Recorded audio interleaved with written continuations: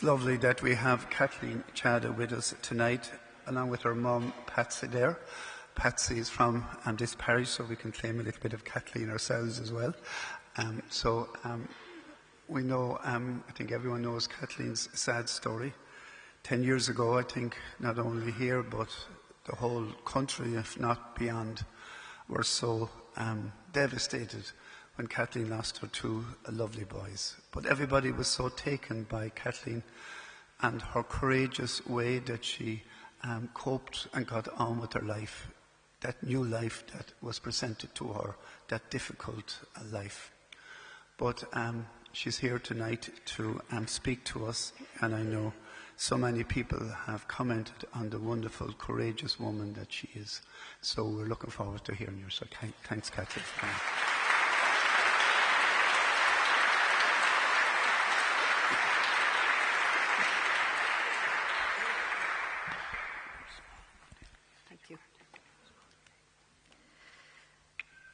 Thank you, Father Dunphy and Katrina and the parish. Indeed, I have been at Mass here on a number of occasions.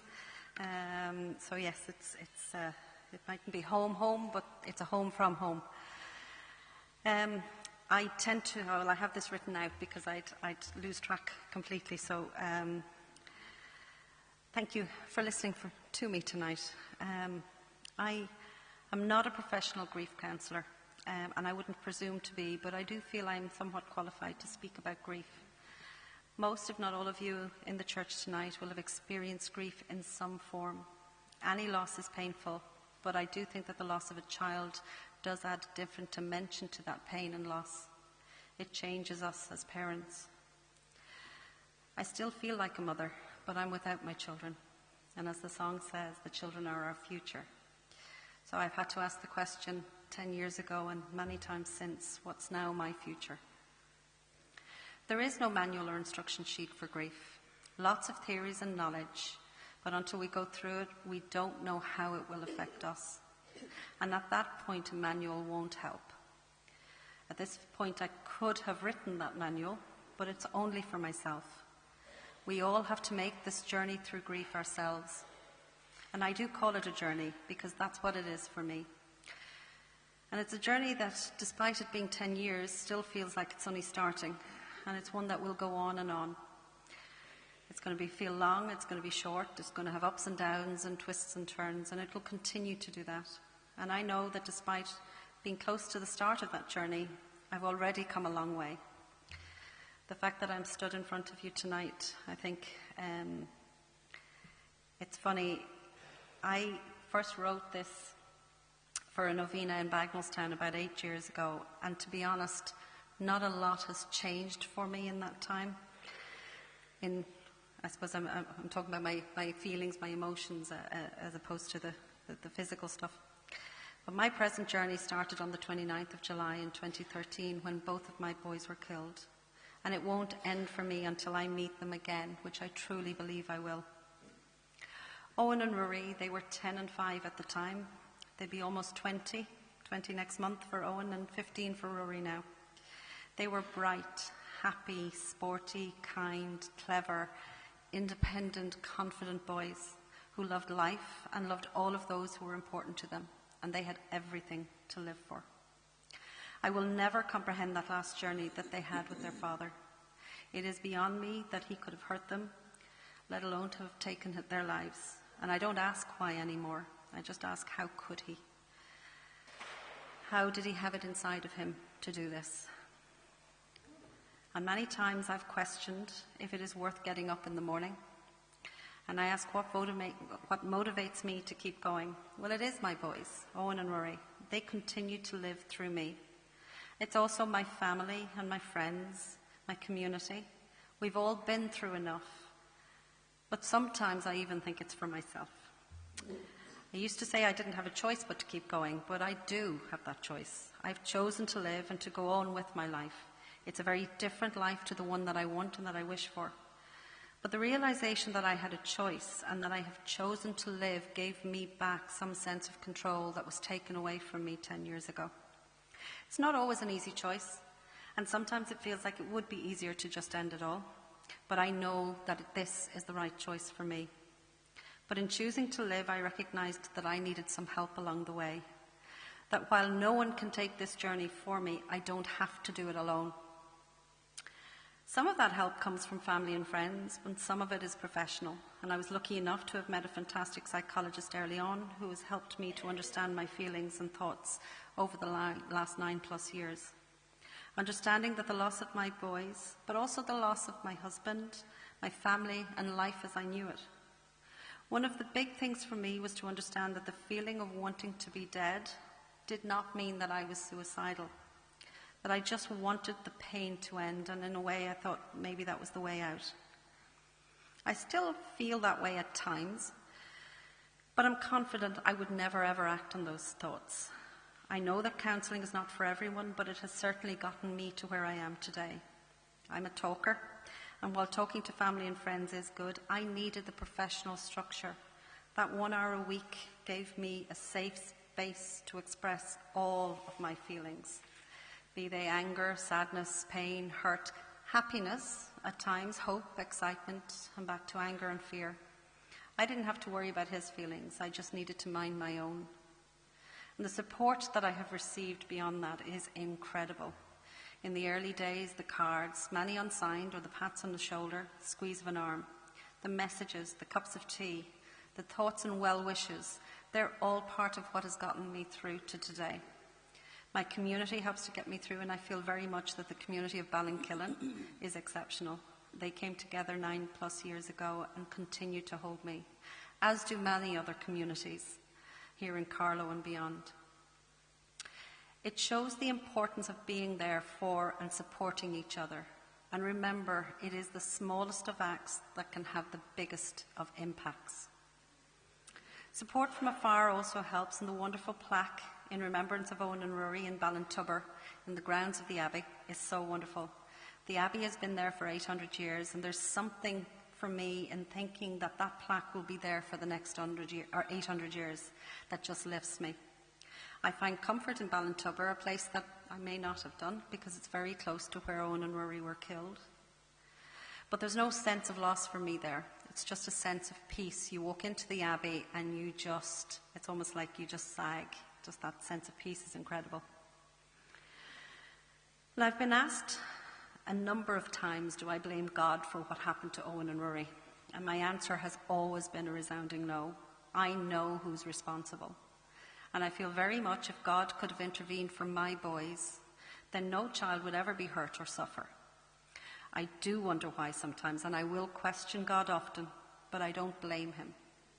I have felt a very strong sense of God's presence over the last almost 10 years, and I feel the relationship that I have with him is probably stronger as a result of what happened to me. And to quote somebody who was close to the boys, it was actually one of my nieces who was only a teenager at the time, and she said about the boys, "I believe that you were born perfect and that God just waited for the right moment to take you into his arms." I don't think I could have put it better myself. She was, I think, 13 at the time. And God does not work alone. He has provided me with the grounding of my family, my friends, and my community. And I believe that my belief in God and heaven allows me to continue to have a relationship with my boys. If I believed that death was the end, then where would I be? I believe they were always with me and guiding me in a way that can never really be explained, because surely I should be the one guiding them.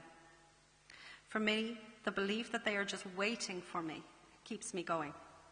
I know that I will be with them again one day.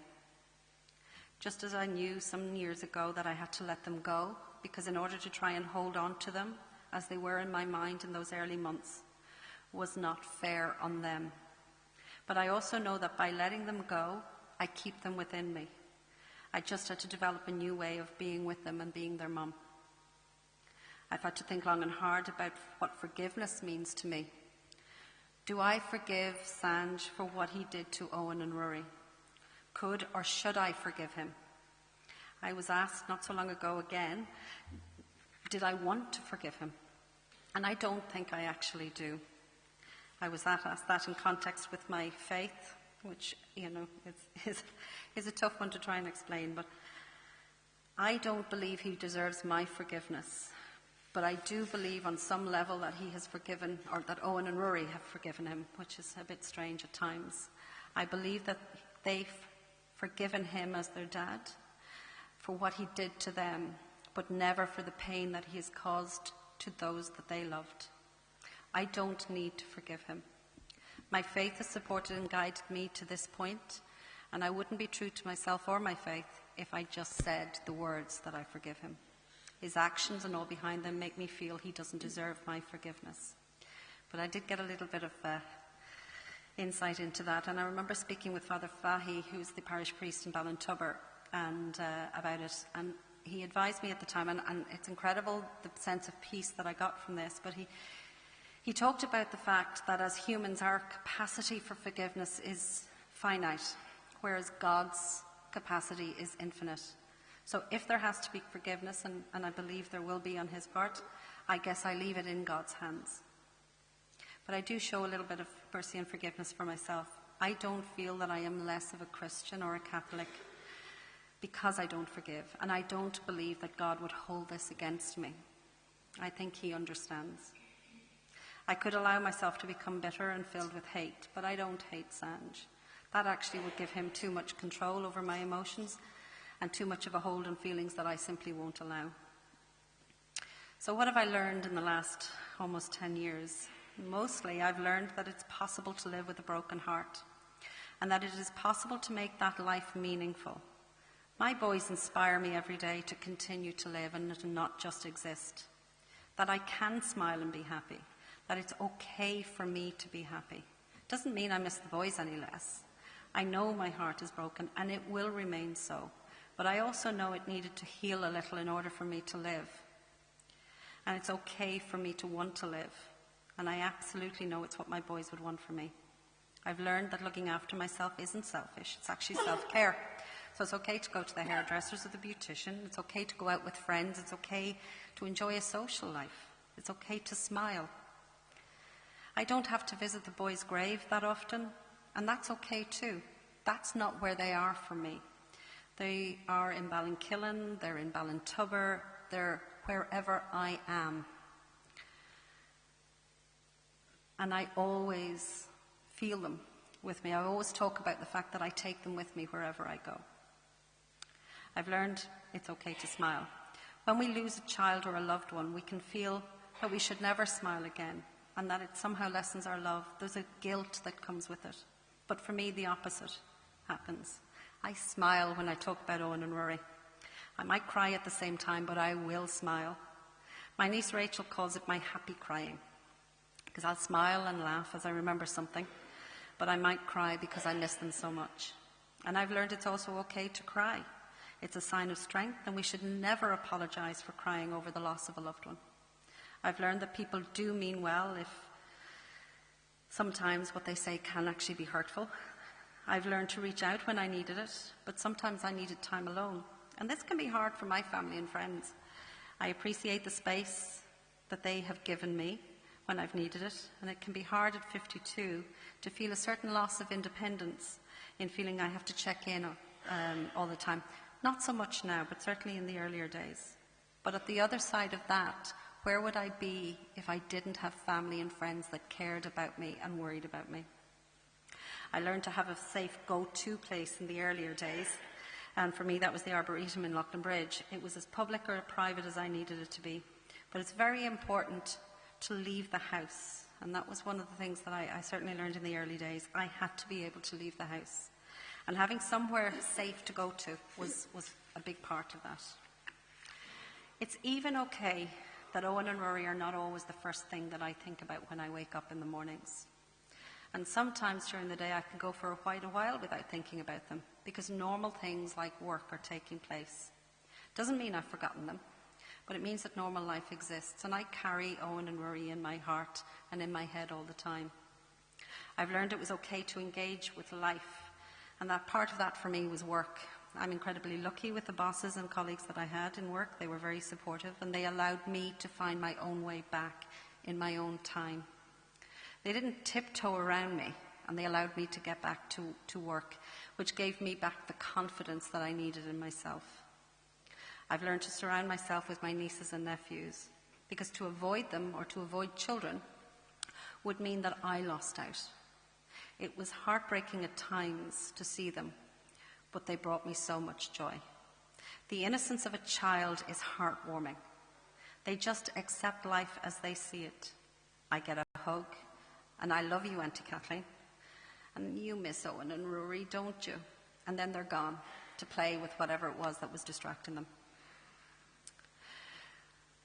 So, my journey, I know it will continue, despite me in many ways, with those many twists and turns along the way.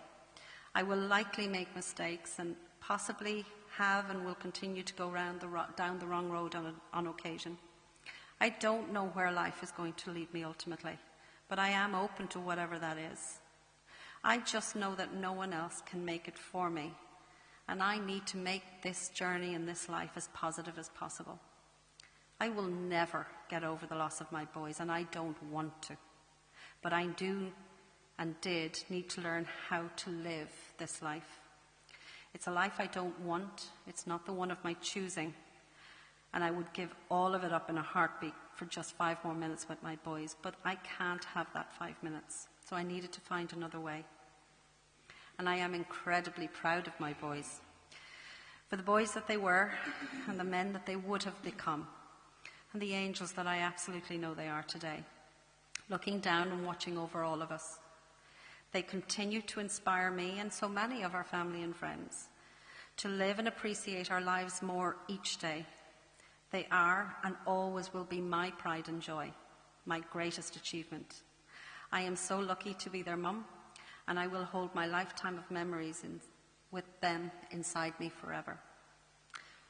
So thank you for listening. I tend to finish with a couple of quotes from somebody called Vicky Tushingham, which helped me in the early days and actually are still a little bit of a mantra. So just for today, when my heart feels like breaking, I will stop and remember that grief is the price we pay for loving. And the reason that I hurt so much is because I had the privilege of loving so very much. And just for today, I will allow myself to be happy, for I know that I'm not deserting Owen and Rory by living on.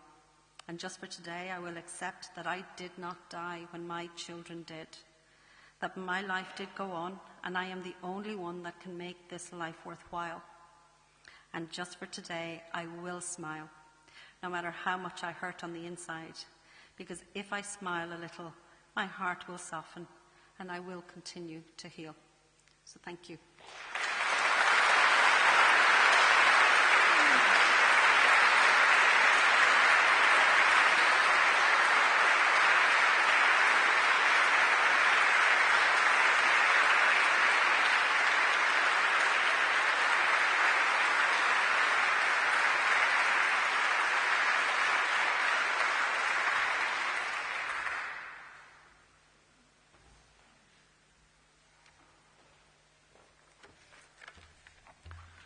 Thanks, Kathleen. You have given so much words of inspiration there, and I know many people have broken hearts at the loss of loved ones and even children. And I think your advice and your words can give great hope and great strength to so many people this night as well. I think I love the bit about, those people might be hurting around us. Even the simple little things of support can give great strength to somebody who is hurting and suffering at a particular time as well. I do remember on our Evergreens trip a number of years ago and going to Ballintubber Abbey, I think you were with us, Mrs. Patsy as well, and we saw the lovely plaque that they had there to your 2 boys, and it was very touching and very moving to see that there. We weren't expecting it, but we came across it, and it was just a lovely thing to have there for you as well. Kathleen didn't mention that she has written a book, and it was only published a couple of weeks ago, called Everything. And there's so much powerful words contained in that book as well. So we will have that book available in the Parish Centre during the week if anybody does want to purchase it there. It will be available. I know we got lots of calls today for people who were asking about the book as well. So we will make that available for purchase in the Parish Centre later on. So again, thank you.